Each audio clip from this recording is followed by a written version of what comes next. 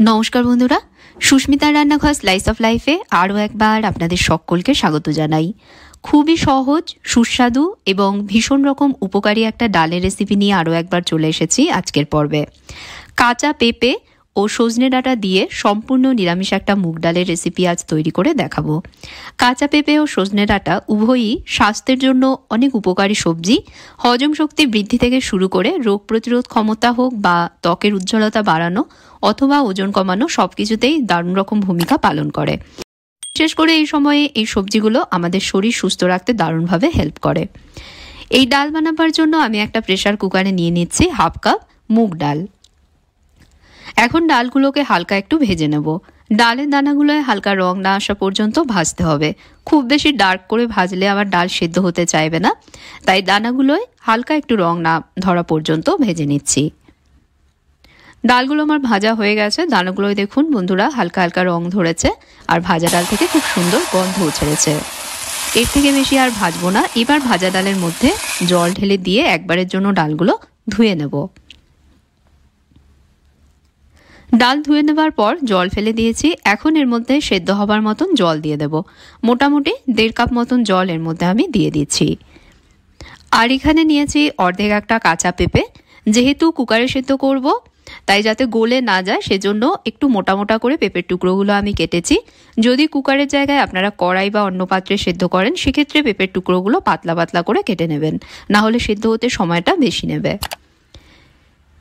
কুকারের মধ্যে দিয়ে দিলাম। এর মধ্যে 1 টিস্পুন নুন অ্যাড করে এবার সব মিশিয়ে নিয়ে কুকারের ঢাকনাটা ভালোভাবে আটকে দেব। এখন বেশি আছে, 2টো সিটি দিয়ে নেব। 2টো সিটি দিয়ে নেবার পর কুকার ভালোভাবে ঠান্ডা হতে দেব। কুকারের প্রেসার নিজে থেকে রিলিজ হবার পর ঢাকনাটা খুলব। ডাল পেঁপে সব দেখুন বন্ধুরা সুন্দরভাবে সেদ্ধ হয়ে গেছে।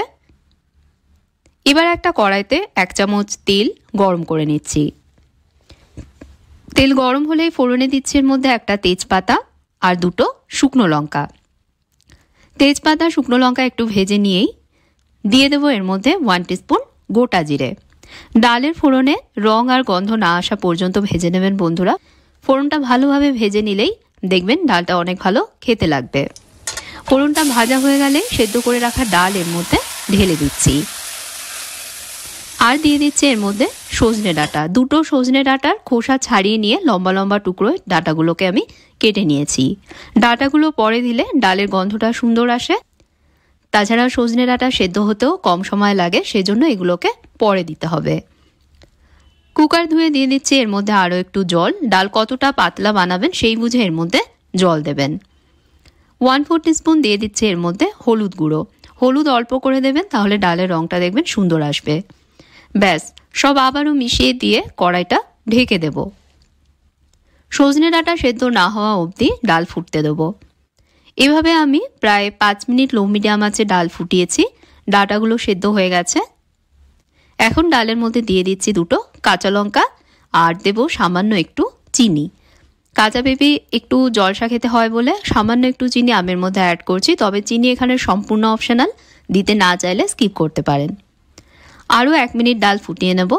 সব মিশিয়ে দিয়ে কড়াইটা আবারও ঢেকে দিয়ে কম আঁচে 1 মিনিট ফুটিয়ে নিচ্ছি। 1 মিনিট পর ঢাকনা সরাচ্ছি। নামানোর আগে এর মধ্যে 1 টিস্পুন ঘি অ্যাড করে গ্যাস বন্ধ করে দিচ্ছি। ডালের সাথে ঘি মিশিয়ে নিয়ে এবার একটা বাটিতে ডাল ঢেলে নেব। তৈরি হয়ে গেল দারুণ স্বাদের সম্পূর্ণ নিরামিষ কাঁচা পেঁপে ও সজনে ডাঁটা দিয়ে তৈরি মুগ ডাল। গরম ভাত, আলু সেদ্ধ বা আলু ভাজা, সাথে এই ডাল আর সঙ্গে যদি থাকে গন্ধরাজ লেবু, ব্যাস তাহলেই কিন্তু তৃপ্তি করে খাওয়া হয়ে যায়। কেমন লাগলো বন্ধুরা আজকের ভিডিওটা অবশ্যই কমেন্টসে জানাবেন। ভালো লাগলে ভিডিওতে ছোট্ট করে একটা লাইক দেবেন, চ্যানেলে সাবস্ক্রাইব করবেন, সঙ্গে ফেসবুক পেজও ফলো করে নেবেন। তাহলে আজকের মতন বিদায় নিচ্ছি। আপনারা ভালো থাকবেন, ভালো রাখবেন। ধন্যবাদ।